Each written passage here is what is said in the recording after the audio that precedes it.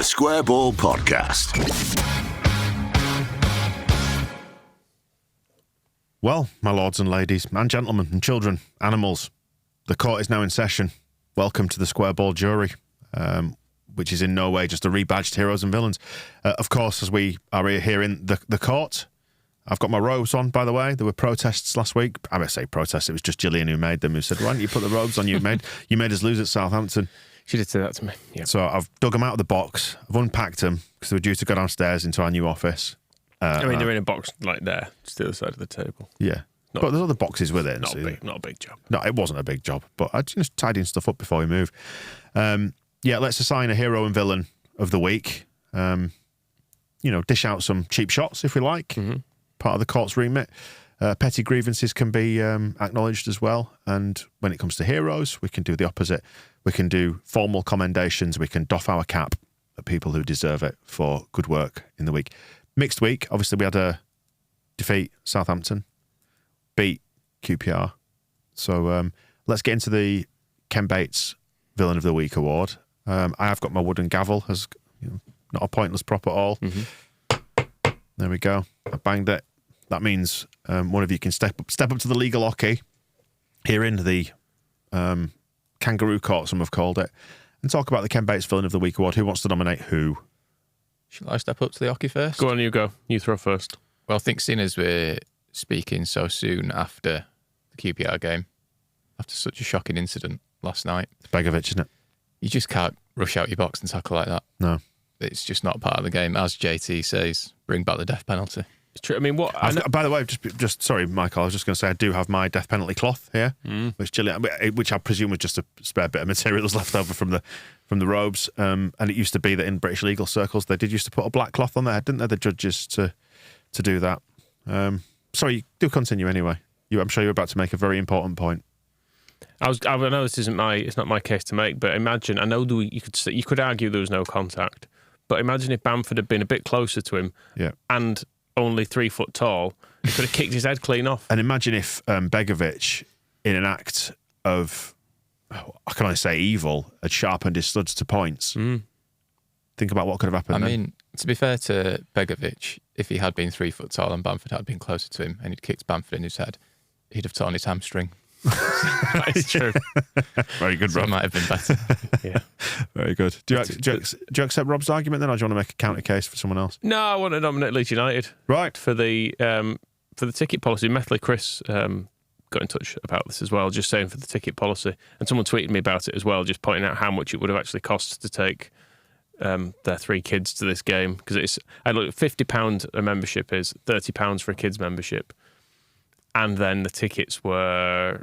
Well, the tickets that were left were West Stand and East Upper, weren't they? Which I think are expensive ones too. So you're looking at 40 plus quid for adult tickets there. I know that they've tried to sell these memberships, but surely, like just in the little day or two before a game, just put them on general sale for God's sake. Yeah. Fill the stadium. I don't think anyone would mind, would they? No, I know people have bought memberships and want the value from it, but if they've already had an offer of those tickets and they've not sold, just put them on general sale. Like, why would you not sell the ground out? It feels petty. I sorted a couple of tickets out for a couple of my dad's friends with memberships of friends that weren't getting used. And buying them tickets in that lower bit of the West Stand, I clicked on them and I had to double check. I was like, these are 46 quid. Do you actually want to go this much? But the memberships, they're not putting them on general sale is just ridiculous. And it's almost devalues the membership, because you think, isn't the membership meant to have some form of priority before they go on general sale? And it's like, no, you just need to give us 50 quid to have the chance of buying a ticket. So it becomes the only way in which you can get a ticket. And it's the only way you can do friends and family as well, which does make sense. I get it. Just for comparison, by the way, I've got Man City's memberships up on screen, and you can become a Man City member for 25 quid, which is the non-match day membership. So there's membership and then there's match day membership. So it's 25 quid for the non-tickety one, 35 quid for the tickety one. So you can already see the difference. Plus it gives you a £5 off all Premier League match tickets, does the match day membership. So if you attend 7, you've got your money back as it is. And obviously you get some goodies thrown in there, retail discounts, all the usual stuff. For kids, you also get to watch all the best players in the world. Yes. I mean, the other side to this is that there is such great wealth in the Premier League from the TV money, the Champions League. You know, Leeds United is not a charity, it has to make its money somewhere. But that doesn't mean we have to make the argument for them either. That it's their job to do that. And it's 20 quid for kids membership, which includes tickets. And you get a £5 off Premier League match tickets and that. And also, we had 3 years of Premier League income, and it was still a blatant scam then about a membership. It always feels like they're just trying to rinse us every last penny out of us that they can. And like the match tickets got to show. Like the season tickets, I think, are pretty reasonably priced. But you get beyond that, it's an absolute rip-off, isn't it? Yeah. And it just, at this point, it benefits no one, does it, to not put those remaining couple of thousand tickets on general sale? Apart from to strong-arm people into your membership. Yeah, to basically prop up your membership scheme. I want it to be full, and it could be full, so let it be full. Yeah, look, in the front of the West Stand, it looked like a bunch of school kids were in there because there's a huge block of people sat together. You wonder if maybe they tried to get some schools in at the last minute. I didn't notice them. I don't know. But I didn't like it. It was 32,500, which goes to show there is a limit, doesn't it? Which would have been, for many years, as a midweek, nothing sort of a game, that would have been an unbelievable attendance. But, we live in a different time now. We're still in, the Premier League is in, and promotion and all that is in the recent past, isn't it? So people actually still want to go. So let them. Yeah. And the other thing is, if we don't go up this season, and if there are a couple of sales and a bit of a, I don't know, as Angus Kinnear described it, like a bit of an FFP reset in the summer, and the squad doesn't look quite as sparkly and as attractive as it does now, if, like, I don't know, Ruta goes, presumably Nonto goes, and it's a bit more of a workaday championship side, you could probably knock another 5,000 off it, couldn't you, if they continue with this sort of pricing for the match day tickets? You've already seen it this season with, I think it was the West Brom home game, which was a Friday night. But on the day of the game, there's quite a lot of tickets going on the exchange. And it is, there is a big demand there, but it's still quite a fragile thing, I think. Absolutely. Interesting. So your two main candidates are Begovic for his brutal assault, attempted murder? Yeah. Well, it could have, in different circumstances, he could definitely have decapitated Pat Bamford. Well, I think I did see a tweet to that effect saying that, the sentences for murder and attempted murder are just the same. I don't know if that's true or not. I should know that. As a judge, I should know that. It doesn't feel like that's true. No. No.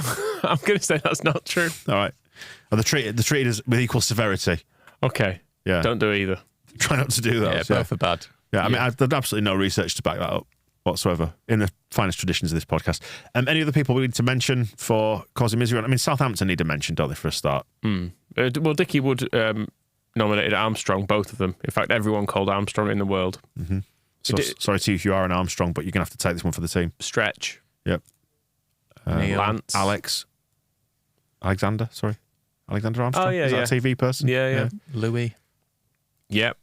We're just listing Armstrongs, don't we? Yeah. We could really easily go to the Wikipedia page and just... Chris Armstrong. Chris Armstrong. Yeah. That's probably it. That's probably it for Armstrong. Done them all, haven't we, I think? Is that the whole family? Armstrong. I'm going to do that now. People. Armstrong. Surname. Brad. Nope. Charles. Nope. James. Joe. John. Joseph. These are just names. Margaret. Keith. Peter. Paul. Okay, fine. It's enough names. There's just a whole lot of names on a podcast. Other people, cheap shots. Don Goodman gets one. Absolutely. Yeah. What's the point in him? Yeah, it's a fair question. Gareth Ainsworth has got a nomination for his hair and outfit from Sarah. I feel like I'm willing to cut Ainsworth some slack because he's just doing his own thing. It looks like, I thought he looks like Farker in Train Spotting or something. He's got an air of Loki out of all the... Is it the Marvel movies that Tom Hiddleston... Is it Hiddleston? No, who's the Spurs one and who's the actor? Tom Hiddleston. Yeah, one of the two. That actor who plays Loki in the films. Bit like him. Not seen him. I'll say a word for it. Looks a bit of a scruff. That's all. But, you got to admire the individuality, haven't you? So, but yeah, fine. Cheap shot. Yeah, who else? Oh, away shirts. You should listen to our upcoming series with Ed Cowburn, designer of these absolute losers of a set of shirts he's created. But yeah, Tom nominates away shirts. We should always play in white. Yeah. No win in the league in an away shirt since Brentford 2 seasons ago. Yeah, that's bollocks, isn't it? Which is some going. But do listen to his it's really podcast. Good job, Ed. They are promotion kits, remember that. But yeah, I think that's about it. I mean, Bamford has been nominated. But We're not going to go in on Patrick, are we? For what, staying alive in the face of such brutality. I mean, don't do that again, Pat. But I did think it was funny. Jump out of the way of some sharpened studs. I can't get away from the fact I did think it was really funny while it was all unfolding yesterday. As much as it was almost certain he dived at the time. So who's caused us more misery? Because that's the point of this award, the Ken Bates Villain of the Week award. Who's caused us misery over the last 7 days? I mean, Southampton as a concept have overall, but neither of you stepped up to the hockey to nominate Southampton. No, I feel like we've been mature and just let that defeat wash over us. Got back on the arse, it's fine. So it's either Begovic or Leeds United's ticket policy. Whereas I woke up in a cold sweat with dreaming of Begovic's big foot coming towards me yesterday. That's how much it scarred me. So, yeah, I think give it to Begovic. What do you think then, Rob? Are you prepared to give it to Begovic? Absolutely. I think he's the obvious villain of the week. And he played for Chelsea. Yeah. And he refused to accept the decision when the referee had made his position quite clear. He should have thanked the referee and shaken his hand. I will accept this. If we need to discuss it further afterwards, then we will. That's what he said, wasn't it? Yeah, something like that. In the spirit of the Corinthian rules and all that. Right, so it's Begovic is the Ken Bates Villain of the Week. Interesting. Didn't quite expect that. Into more enlightened things then. The Gaetano Berardi Hero of the Week award. We can only award one Hero of the Week. There can be formal commendations. There can be doffs of the cap. Lots of people suggesting nobody, weren't they, in the wake of Southampton? But yeah, we won through the week. Football can change a lot inside a few days. It was our lowest average score was the Southampton game by quite a distance. Yeah, so thanks to our TSB Plus members for scoring players out of 10 for those games. Yeah, 4.64 against Southampton. Was the average? Was the average. Right. Which ain't great. So Strauch and Rute came out tops for that, 5.63 average. And Liam Cooper, bless him. Coops did not have a good day, just over 3 out of 10. Yeah, and Farke's lowest of the season as well, 3.79. Getting down into the Jesse Big Sam ratings is into the threes. But it's a one-off. Yeah. So he managed to bounce back with 7.2 against QPR. So, yeah, and Ampadu and Rutte, Rodon, Byram, loads of people did quite well against QPR. So everything's kind of returned to normal there. Yeah, so they were all north of 7.5. Pirot actually voted lowest. I think that's a bit unfair. I thought he was solid without being spectacular. I think people just want him to score goals. Score goals make us happy. Ethan Ampadu continues to lead the Player of the Year award. So is he going to feature in the nominations right now for the Gaetano Berardi Hero of the Week award? Somebody who's made our last week happy in Leeds world. Should feature, yeah. Are you stepping up to the hockey first? Who are you going to nominate? Yeah, Ampadu. Yeah. For all the reasons we said on the match ball. He just keeps playing well, doesn't he? That's the thing with him. He just, every week, even when we're against Southampton, we didn't have full control of midfield, but you would struggle to say he did anything wrong. And then it just felt like he was in charge of everything again yesterday. Yeah. Do you know what his really biggest asset is, I think? Functioning hamstrings. Yes. Yeah, against, in comparison to Adams, do you mean? Yeah. So far, I mean, I don't want to jinx it and assume that those hamstrings will be fine forever, but so far, so good. I mean, at this point last year, actually, Adams was leading Player of the Year, wasn't he, I think? Mm-hmm. Is it a poison chalice? Possibly. Whereas little sneaky Dan James just coming up on the rails, wasn't he? While not playing for Fulham, he was just climbing the rankings every week. But yeah, I must admit, when you see, you wouldn't want to swap a back for Adams now, would you? If you were given a straight swap option, and what Bournemouth had paid for him, if someone said you can swap Ampadu back for Adams, I think I'd probably stick with Ampadu. I'm not proud of it, but I really laughed reading that tweet that Adams' hamstrings knackered again. Because I think was that we'd kicked off early on Saturday, hadn't we? Yeah. And obviously that was a bit of a shit show. But then seeing that tweet in the evening did really cheer me up.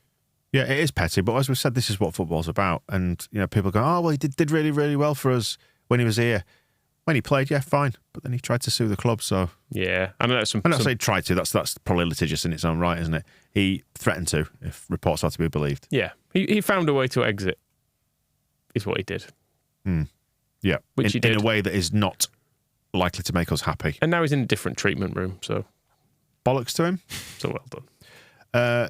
So what else have we got then? Rob, your turn then. Who you going to nominate as you step up to the hockey? I feel like because of the Southampton game, it's been kind of a quiet week on the player front. Everyone was just consistent last night. So I'm going to nominate an ex-player in Matthias Klick for his tweet last night. Yeah. Which again, last night's game, good win, but maybe a little bit boring. But seeing Klick's tweet, very funny, shows that he's just still loves us, he's still watching. And also what does make last night's game more entertaining is imagining what Mateusz Klich would have been like after the red card and things like that. He would have really livened it up. He'd have loved that. Yeah, and these are the things that do bring us joy. I mean, do we need to formally commend Patrick Bamford for successfully avoiding injury in that awful set of circumstances and for his return from injury? Given it's Pat Bamford, I wouldn't go counting any chickens. Genuinely don't want to jinx that. He could have done something in the period from full time to now. His hamstrings were dicky, weren't they? Okay, so we'll is it doff for the cap? Is that as far as we're prepared to go? Well done for coming back. Keep it that way. Yeah, I would say so. Fine. Do you know what, Rob? That's a really convincing argument to me. What do you think to that, Michael? Are you going to rebut the argument? My lord. Probably not, no. I do think we just need to do it. Tom did nominate whoever caused the Sky commentary to cut out for 30 seconds a blissful respite from Don Goodman, stating the obvious as if it's the most profound thing ever. Example, the next goal is massive. Yeah. I in particular, this is that's a Southampton game, by the way. Yes. In particular, I did enjoy, as I flagged up at the time, him saying that Southampton were literally playing on their knees. Literally. They weren't, were they? No. That's not factually correct. No. Anything else you want to mention then before you come to a decision? I mean, I think we probably need to acknowledge that that Reuter's fun. Yes. For his nice through balls in both games. Yeah. Formal commendations. One of which led to a goal. We didn't make enough of that pass on the match ball. It was a very good pass. Yeah. Nice goal. And likewise, a couple of shouts for Pascal Struijk as well. Just very good. Back to his big sexy pirate best. And better on the left than he is on the right. Yes. Did you see his big sexy parents the other week? The Leeds fans were drinking with them somewhere, weren't they? Yeah. Good to keep an eye on. Someone also tagged me in to a tweet with Joe Rodon's mum. I was just about to say you're obsessed with the parents, aren't you? People now know I'm onto this. Don't People are like, don't encourage it. oh, found another one. Add this to your database. And database is what it is, Rob. That's what I'll end up on. This continues. Talking about litigious stuff. LeviSolicitors.co.uk/the square ball for your 10% discount if you want to put a restraining order in on Michael because he's pestering your mum. Look, I'm just trying to understand the backstory of these What players. have you discovered about Joe Rodon's mum so far? Not a lot, really. No. Just someone. I didn't even go looking for that. Someone left that in my car, officer. Yeah. It was nothing to do with me. It's not my bag. That's what I'm saying. I'm holding it for a friend. Right. So, who are we picking then for the hero of the week? Joe Rodon's mum. I mean, he was good too. Yeah. And she played a part in that, I suppose. I suppose. Well, all right, she did. Confirmed. Fairly important part. Yeah, all right. I can't remember who was nominated now. Click. He was going for Click. You can't remember who you nominated. Oh, it was Ampadu, wasn't it? Yeah. There'll be other weeks for Ampadu. Are we saying that every week, though? Well, and it's keeping him on his toes, is what I think. When he finally scores, we'll give him it. Yeah, that's true. Could be a while, though. Right, okay. So what is it? Mateusz Klich? Yeah, why not? Just one for the road, like for old time's sake. Exactly. Oh, thank you. It was an excellent tweet, because if there's one thing he's good at, is stirring the pot, and he stirred that pot. Do you want Pat Bamford banned from professional football for life, as the QPR fan petition has suggested? No, but he might get banned for a couple of games. For what? For diving out of the way of a vicious assault? Well, if that does happen, it just goes to show what a set of Leeds hating bastards everyone is. Mateusz Klich, we all settled on that unanimous verdict of the court. I'm happy to give it to Klich. It's always nice to think about Klich. It is always nice. Very good. Right. What did we say? Is it court dismissed? Court. Fuck off! That's what they say at the end of. Well done, Clicky. We'll see you in a bit. Get the fuck out! The Square Ball Podcast.